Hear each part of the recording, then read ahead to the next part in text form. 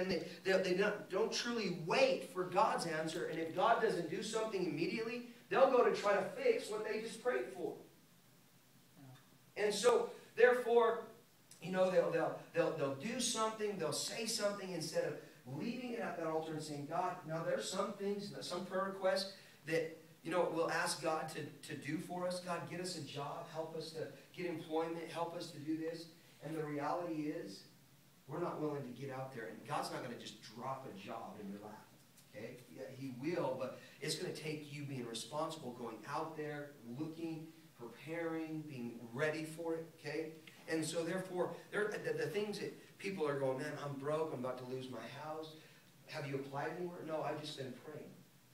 Listen, sucker, get up there and flip burgers until God provides. God will see your faithfulness and your responsibility.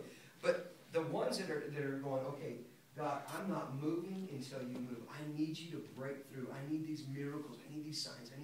Isn't it amazing? We'll go to the reason that third world countries see more miracles than we do in the Western Hemisphere is because of the fact they can't go to the doctor. It's either God or nothing. And so they come. When we look at the one with the issue of blood, she tried everything else. And then she came to Jesus and realized she had no other choice.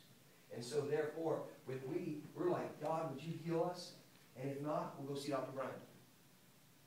Is Dr. Brian wrong? Absolutely not. But the mindset, the thing that makes miracles so powerful is the impossibility. When you're impossible, or you're in an impossible situation, you need God to break out. The reality is the reason we don't see the miraculous and the supernatural is because there's a plan B. That if God doesn't do this, well, then we'll do this. I want you guys to get to the place that in your prayer life, there is no plan B. I want you to get to in your life where there is no other option. That if God doesn't do this, there is no other way. Write this scripture down. We talked about it the other day. 2 Chronicles chapter 14, or chapter 7, verses 14 through 15. In the NIV, it says this. If my people who are called by my name will humble themselves and pray and seek my face and turn from their wicked ways, then I will hear from heaven, will forgive their sins, and will heal their land. Now watch this for a second. Because verse 15, we very seldom will quote, but it goes on in verse 15 and it says, now my eyes will be open and my ears attentive to the prayers offered in this place.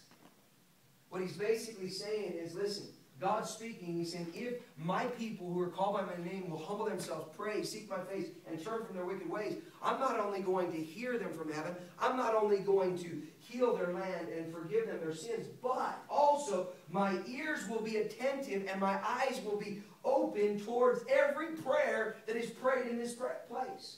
Can I tell you, your prayer life and your willingness to be humbled and broken and desperate can open up the heavens for an entire place. That's what we were talking about. Heal the land. Can I tell you that you have such a dynamic in your own personal prayer time that you can begin to break the heavens open in an entire city or in an entire church.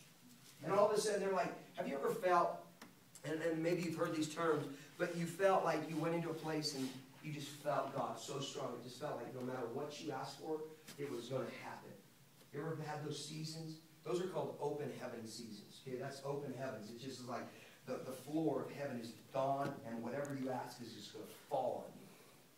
How many times have you felt like no matter how hard you prayed, no matter how loud you prayed, no matter how long you prayed, you weren't getting anything? How many times have you walked into a church and you're like, wow, I don't feel nothing in this place?